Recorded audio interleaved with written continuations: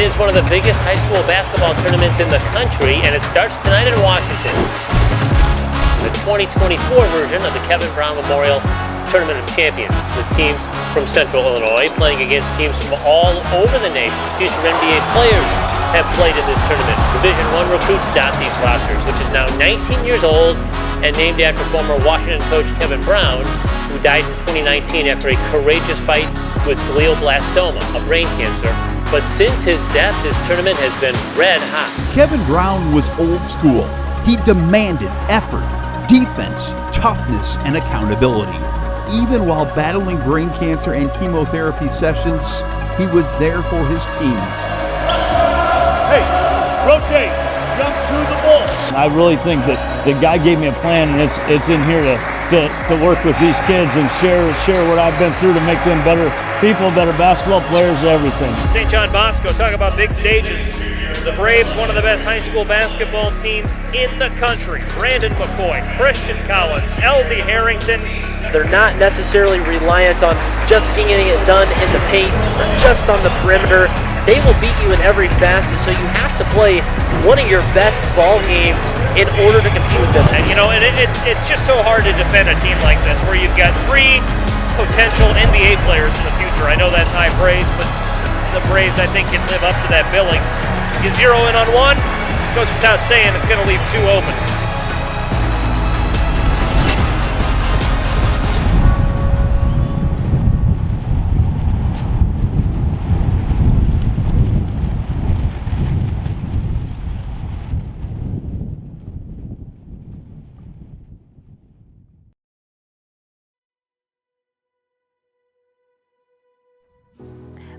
I'm Jody Brown, and I met Kevin, my husband, when I was 19 years old. I would leave work and I would go straight to practice if there was practice, and I never missed a game.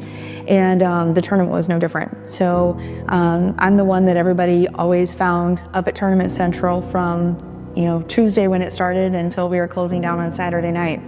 As we would get all, everything planned, and you'd have these meetings, and we'd look around the room and it's like, wow, wouldn't it be cool to have a cause?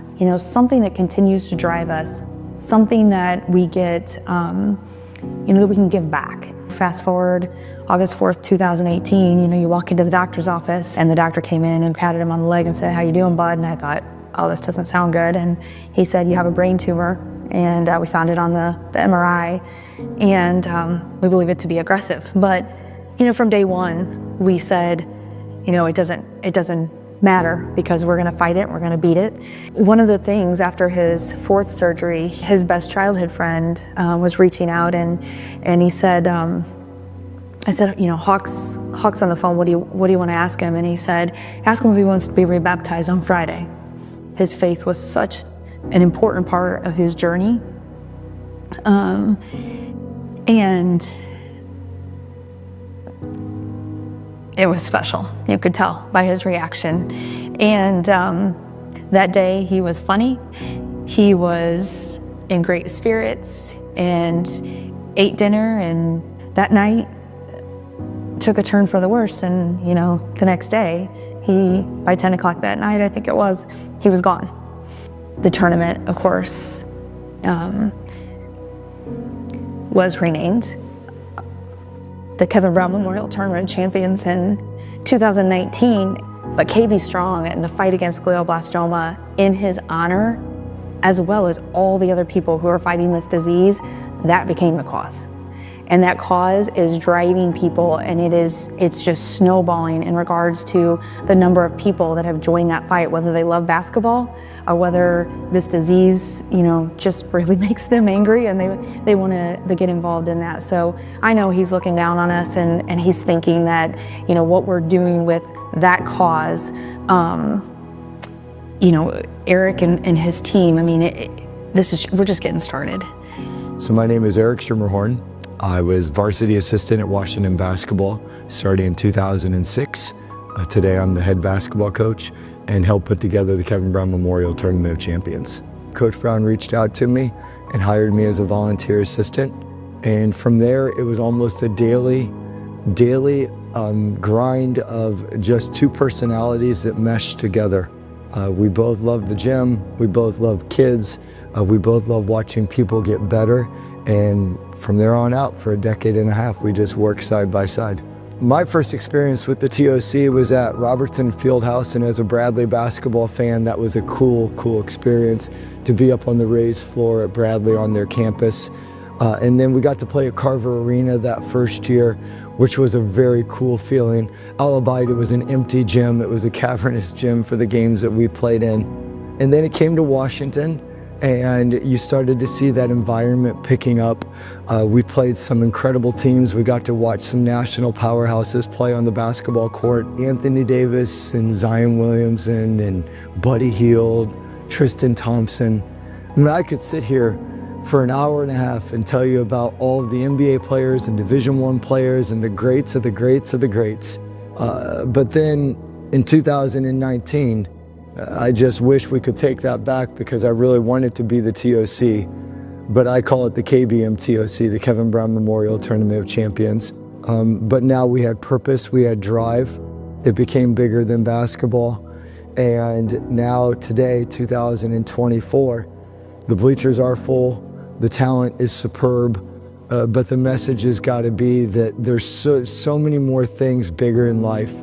I think anybody that's diagnosed with anything that is terminal, the word uncomfortable has got to be used.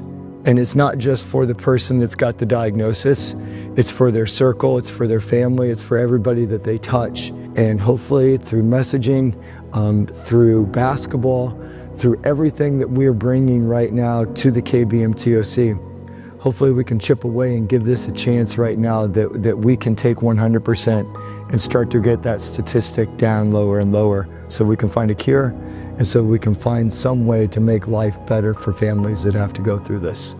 In I think it was 2021, St. John Bosco was here for the first time, and Matt Dunn, the coach at St. John Bosco, walked up to Eric and said, you know, I didn't really know the connection between all of this. And we were like, wouldn't it be great to come out and do a KB Strong night? And so we talked about it for a little bit. And then this year they got invited back. And, you know, obviously they're bringing some amazing basketball, but they're bringing some amazing people.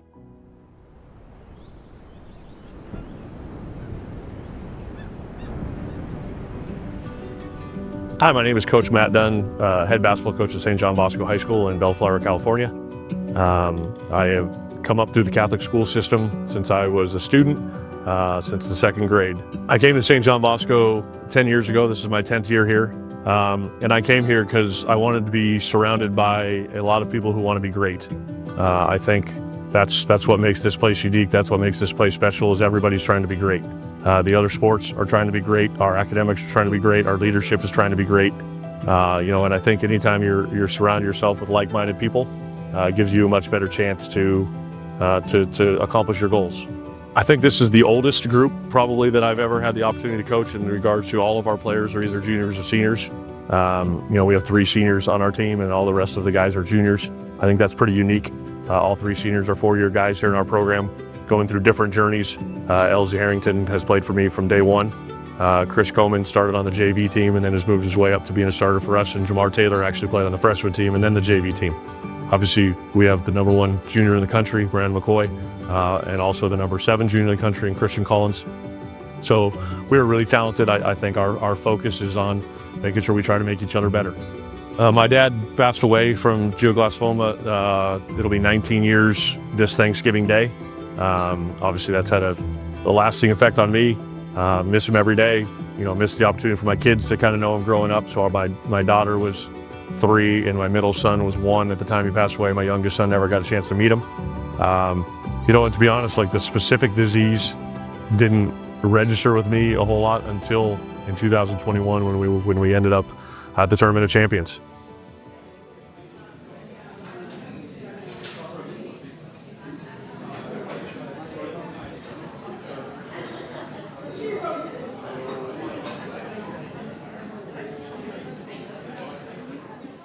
So I think I'm going to be able to do this.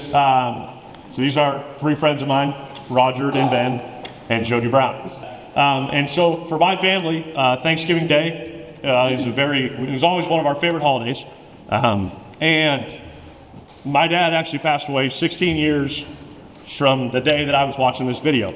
And I text my mom and I said, what type of brain disease did Dad die of? And here I am in this random town of Washington, Illinois, and I'm playing in a basketball tournament that's raising money for the exact thing that my dad had passed away. And obviously, like, it's just, and I walked up and met Jody and started a lifelong friendship. And you just talk about, like, it's about more than basketball. And I always want our guys to understand that, like, these trips are incredible. The experiences we have are absolutely incredible. But it's always about more than basketball. As crazy as it could possibly sound, this disease has struck our basketball community here as well. Dr. Harrington, Elzie's father, has been diagnosed with this and has had a couple surgeries. My name is Elzie Harrington. I'm a senior here at St. John Bosco. I've been here all 4 years. I started playing basketball when I was like 6 or 7, just as a pastime. I was really bad. But then over time, and just, help with my mom and my dad, I got really into it and I just got better over time, and I'm just blessed to still be playing at a high level. My dad, even though he was probably like 58 whenever he got diagnosed, he's probably the healthiest person I know. Like, he don't eat, like, he's like vegan, he works out, he rides a bike every day. Like, he's probably the healthiest person I know, and anybody who knows him would say the same thing. Like, so for that to happen to him especially just makes me feel like, I don't know, like, what am I gonna do? Like, so yeah, and in terms of like just going to school and going to basketball, it's probably motivated me. I mean, obviously I was sad, but I feel like I'm trying to do everything like for him now. Like, he can't do everything he wants to do, so why not, like, go all out and everything I'm trying to do. So I think I'm definitely just motivated, extra motivated. It obviously sucks. It's obviously like a crazy rare thing to happen to somebody, but I just gotta try to do my best for him. So, hopefully he can have one other thing like to be happy and positive about. Then on a basketball note, besides like motivation, it's made me rethink like where I'm gonna go to school. I'm supposed to go to Harvard right now, which is all the way in Boston, but like with everything that's going on at home, I might have to stay home. So I don't know, it's definitely affected me and my family. Ultimately, I just try to like make it less about me and more about obviously my dad. Like, I feel way more bad for my dad than I feel bad for myself, if that makes sense. And getting to playing this tournament is definitely like it's just a blessing to be able to, I don't know, try and build something up to raise money for such a like cool foundation, especially, having like my own personal, correlation to it. It'll definitely be more special. I'll definitely be playing a little extra hard. And I'm glad my dad can make that trip to go out there. I don't know, I'm just excited to, hopefully play good in honor of him, in honor of Kevin Brown, and just in honor of all the people who've, had to go through this.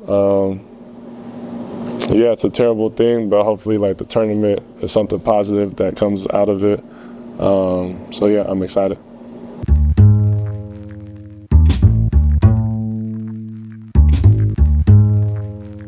Good evening from Washington Community High School, the 19th annual Kevin Brown Memorial Tournament of Champions. This year's John Bosco team from California might be the best team in tournament history.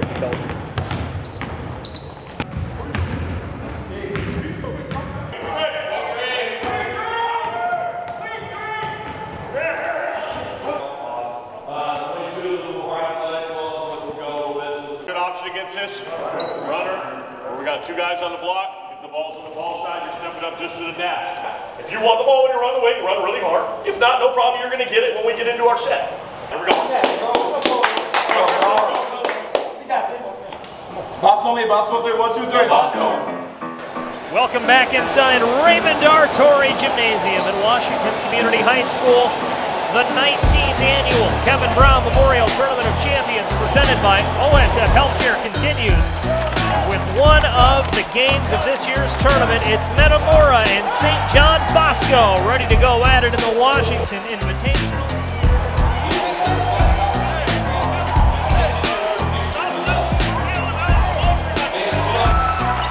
Here's a high-low feed. Harrington up and off the window. What a pass. Oh, and a flush. Look out below. Look out, McCoy. One-on-one. Two-handed slam. Metamora went on a little bit of a run before St. John Bosco stepped on the gas pedal and pulled back ahead, but still by a slim margin. And that's how the first half will end. A 6-point lead for St. John Bosco over Metamora. Yeah, you know, it's a first half. It definitely felt like it was in control, a lot of St. John Bosco. But again, very characteristic of Metamora. They like to hang around. Look for some adjustments here at halftime. I definitely think we're going to see a much more fluid second half coming up.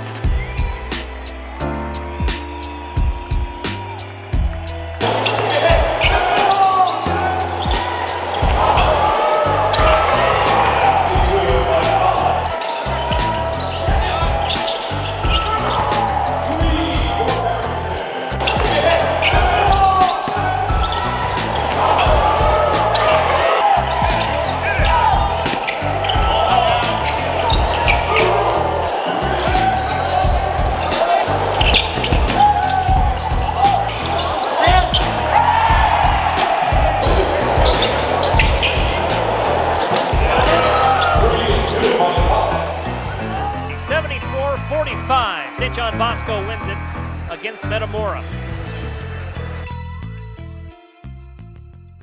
Glasses are okay in terms of reflection, yeah? Okay. Hello, my name is Darrell Harrington. I'm a doctor by trade, a husband and parent by day and night, and I am a cancer thriver. I was diagnosed with glioblastoma in August of 2023. And that has partially become part of my identity because it changed me dramatically. Although I don't identify as just a cancer victim or patient per se. But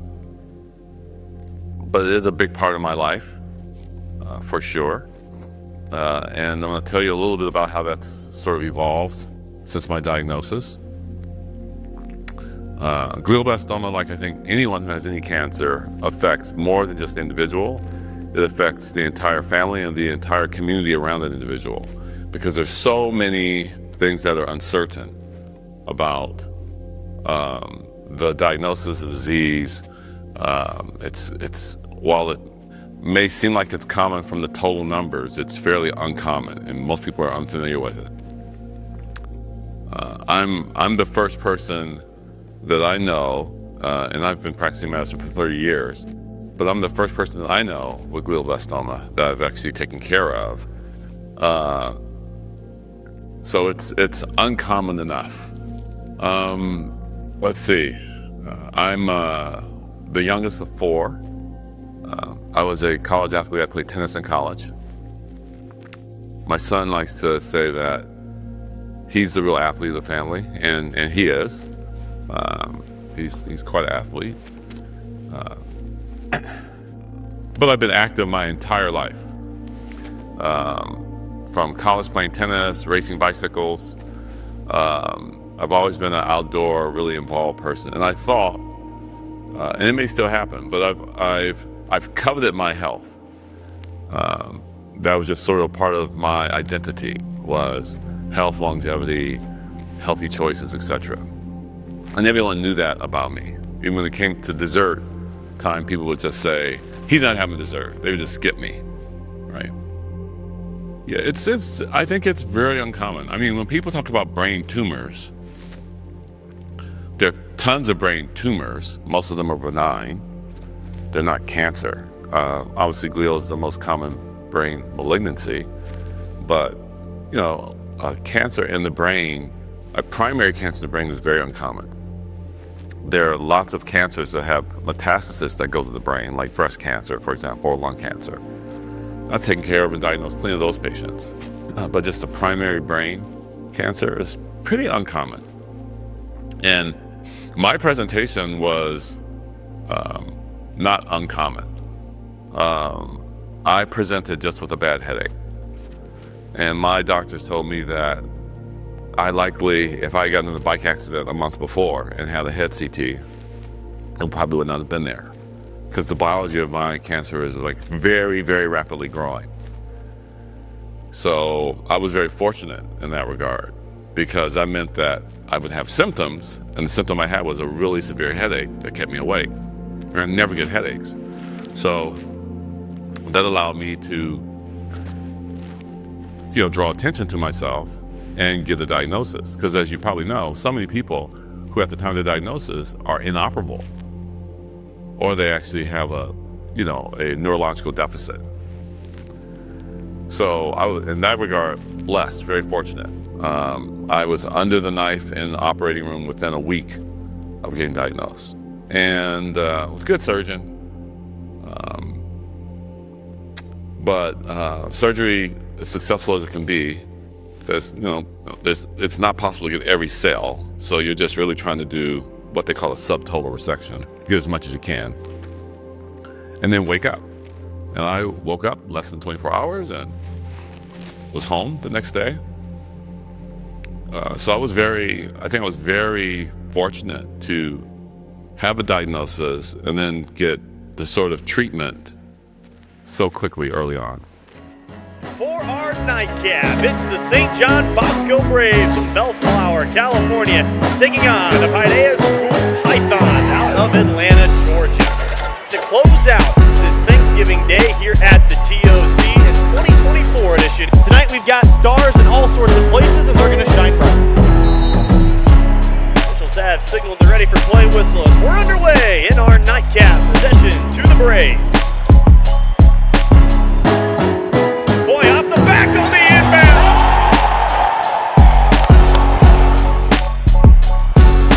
Now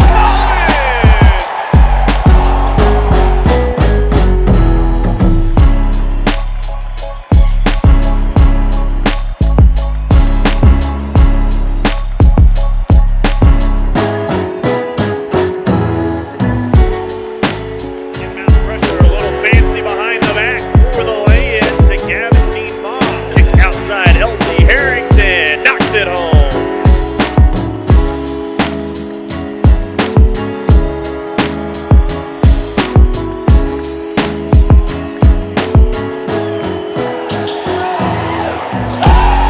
St. John Bosco Braves 85, the Paideia Pythons 38.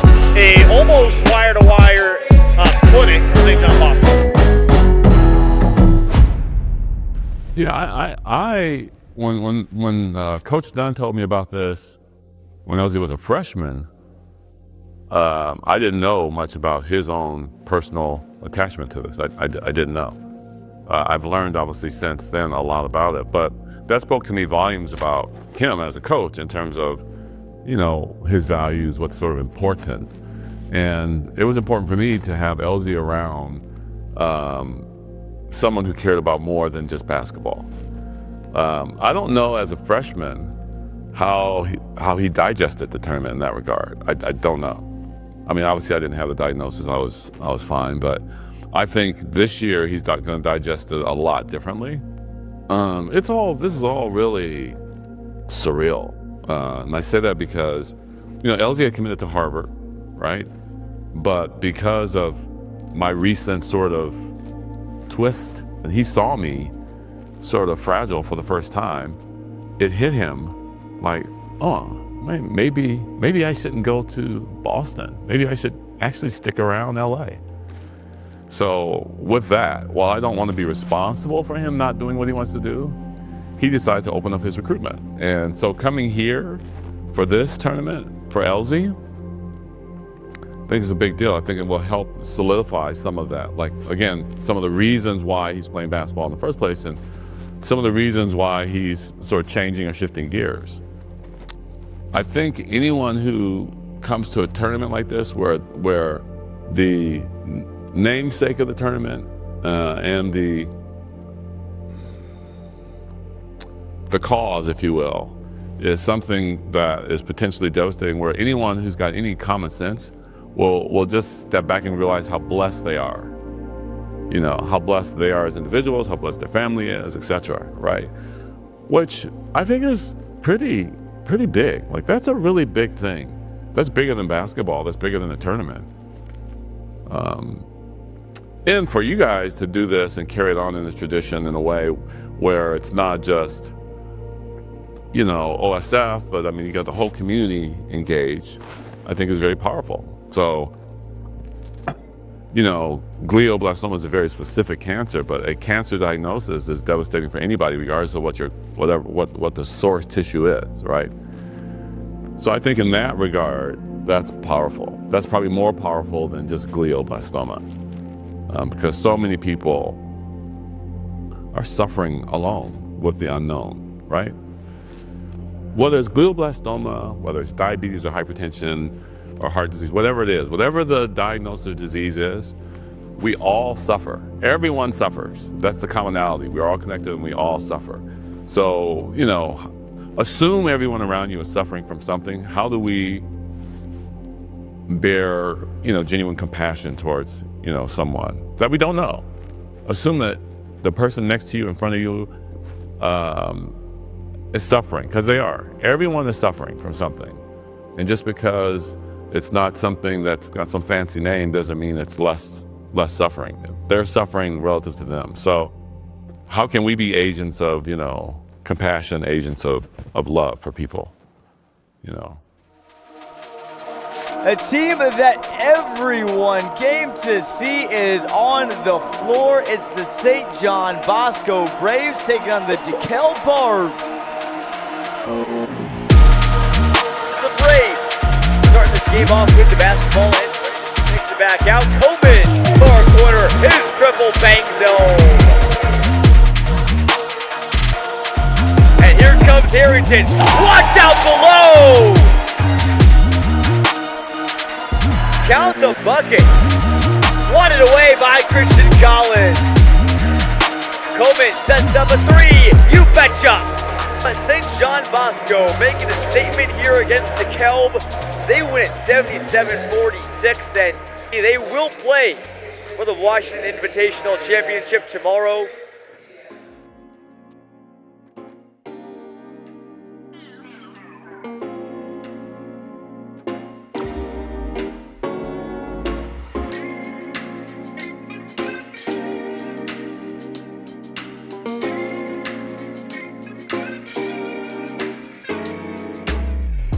So for us, we had full confidence in all of our doctors in Peoria.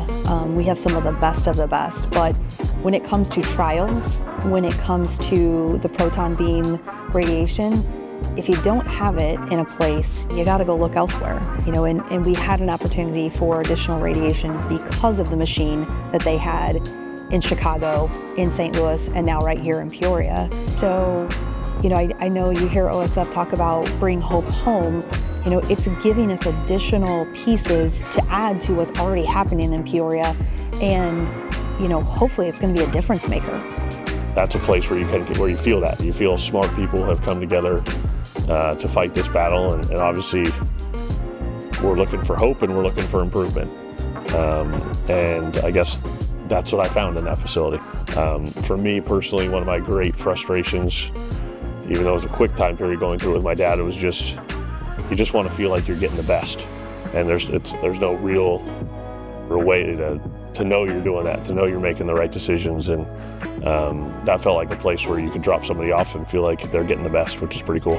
The tour today at the OSF Center was really nice. I'm happy I got to see a new state-of-the-art cancer facility, and I think it was really interesting that, you know, they had this super nice, like really high-tech facility. I don't want to say in the middle of nowhere, but almost. And just give people that opportunity to just be healthy and cared for, even out here, instead of having to drive super far away. And also just learn on a deeper level. Like usually when I go to a hospital, I'm just there to support my dad or something, but to be able to learn about the type of things that they were doing to help him out was just really nice and interesting. I mean, I think it's a full circle moment almost. My freshman year, I think it was like my first game of high school was out here playing in this tournament. Obviously then I had no idea about, I was just a little kid back then, and I didn't have any idea about, what the tournament was really about. And obviously I didn't know what the future had in store, and that by the time I'd be back here by my senior year, it would have like a deeper meaning to me. So I think that's really it's really cool and unique. I didn't expect that to happen. And yeah, the tournament's been great. Just the environment and the crowd, like on opening night, it was like packed out, and it was really hot. And it was just, I don't know, you could feel like the love for basketball, especially in cities like this. We know basketball is like really important. Thankfully, we're in the championship, so I'm excited. I like playing, intense games. I know St. Francis is really good. I'm really well coached. So yeah, I'm just excited for the environment, for the opportunities. Back inside Torrey Gym for the penultimate game of the 2024 Kevin Brown Memorial Tournament of Champions presented by OSF Healthcare Cancer Institute. You can make the case that this will be the best game of the event. It's the St. John Bosco Braves, top 10 team nationally, taking on St. Francis Episcopal out of Houston.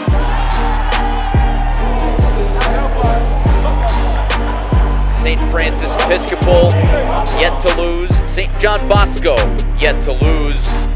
Should be a lot of fun. Let's strap in. Huge block. Chris Coleman all over it. And Collins with the flush to open the scoring. How about that block from Nigel Walls? McCoy down the lane and a two-handed slam. It's an and one.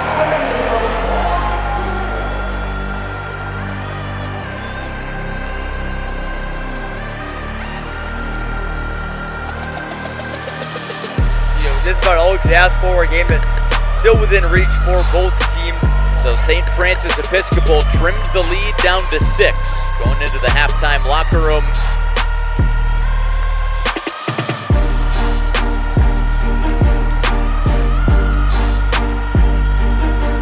Out to Collins, off the jab step, drains the triple. Showtime for Harrington.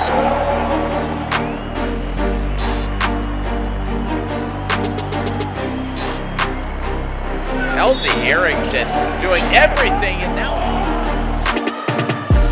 that is going to be the ball game. St. John Bosco comes to the TOC for the second time, and they come away with a championship trophy going back to California. The MVP is Elzie Harrington, and it feels a little fitting. It's somewhat full circle. We are pleased to announce that this year we have set a new record. Check presentation for over $103,000 for the KB Strong Foundation, all funds raised through this tournament. $103,000, that's a difference maker in what we're trying to do. We've given $500,000 to research so far, and by our 10-year anniversary, we will have given $1 million. That's our goal. Yeah, I'm just happy we won. Obviously, knowing we're playing in this for Coach Kevin Brown, it meant a lot. It wasn't our best game, honestly. We didn't play great defense. We let them get a lot of threes off. We let them get confidence in the end, even though we could have put them away a couple different times. My dad was sitting right behind the bench, and honestly, I didn't really want him to sit there because I didn't want to think about it. But I mean, as the game was going on, and I would see him there, it kind of motivated me a little bit to just keep playing. I was really tired. He was thinking about he might have not even made it out here just because of everything that's going on, but he said he wanted to be here. And I mean, my family, my sister came from New York and my mom came. So we felt like we had enough support, and I think he's had a good time. We won. He was excited about that. So yeah, it was just special, and it feels very good for him to, continue to be able to see me play the game I love. I see my dad as a very wise man and a big influence in my life, and I think him going through this whole thing, he's just gained more knowledge, and I feel like I've matured a lot, and he's shared a lot of that with me. So I think this tournament was great for us. The environment, I think, helped us a lot. Playing in front of big crowds, there should be a lot of that this season, and this was a great crowd the whole time. As a group of kids, we have a lot of returners already, but I think we came a lot closer as a unit, because all we could do was really spend time with each other at the hotel and joke around and stuff like that. So I think that's the biggest benefit of going on trips like this. Honestly, I'm exhausted. I think the emotion of the whole week and the grind of the first tournament of the year and the travel and all those kind of things. I'm proud of our guys. There's a tricky mental piece of being thought of so high and ranked so high, and because I don't want winning to be a relief for this group. And the reality is, every game they play, they're going to be expected to win, and that's a burden for sure. Everyone has a different cause. When you run into somebody like Jody Brown, who has just really gone after her cause and really attacked it, with it being such a tough, close thing to her. It's a really cool thing to be a part of, and to see her pride, and to come back and having kind of stayed in touch over the last couple of years, and obviously much more in the last few months. And I will leave her with great pride. I'll leave her with hope. I'll leave her knowing that a community is fighting this battle as well as it can be fought, and hopefully we can help out from far away as best we can in a lot of different ways. I really appreciate the fact that I feel like they came to win a basketball tournament, but they lived It's Bigger Than Basketball the whole time. We've had amazing talent. We've had great stories, along the way. I just think that, to me, it's so cool to have a team that, people want to come and watch, but I'm not as impressed about the basketball side of it as I am about, what they're doing and what they're giving of themselves to build awareness at a national level around the fight of glioblastoma. So yes, they're helping the tournament. They're putting, butts in seats and that type of thing. And it's a great, they're great kids, great coaching staff, so fun to watch. But, not everybody wants to step up and open up their locker room and their personal side to something that they've done in the fight against glioblastoma. Without awareness, there is no funding. Without funding, there is no research, and without research, there will never be a cure. When we're a minute left and there's, we're down 10 and people are getting up and taking to the exits, and Kevin and I might catch eyes, and we know, we believe we still can win, and that's the way you fight glioblastoma, in my opinion.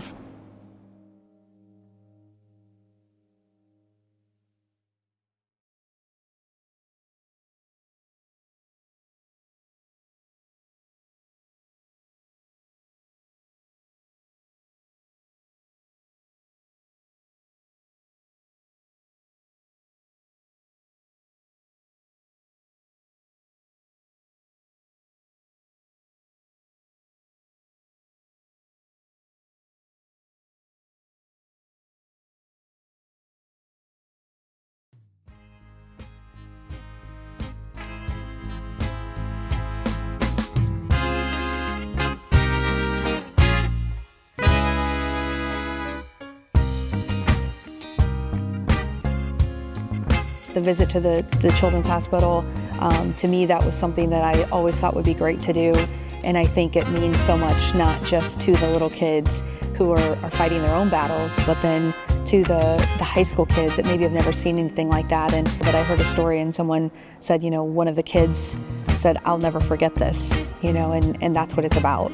Then that reverse signing and seeing, Roger announce these kids' names, and that's something that, hopefully hopefully they're able to put their own, whether it be a cancer battle or any other type of disease that they're facing, hopefully they're going to be able to put that in their rearview mirror. But that's hopefully something that they'll remember forever.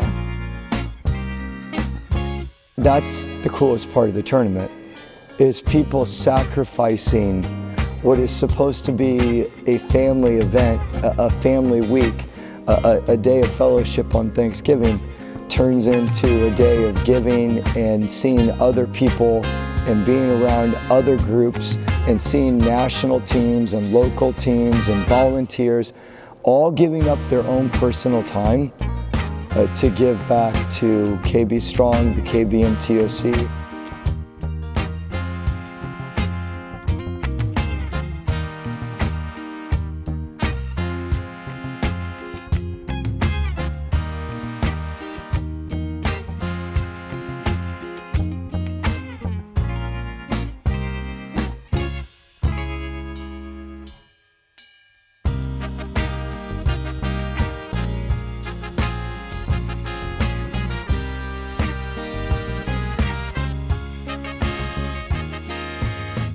I've said all along, it's not just about me, it's about everybody that's fighting this thing, and it's a nasty disease, but everybody's trying to find a way to figure it out and get through it.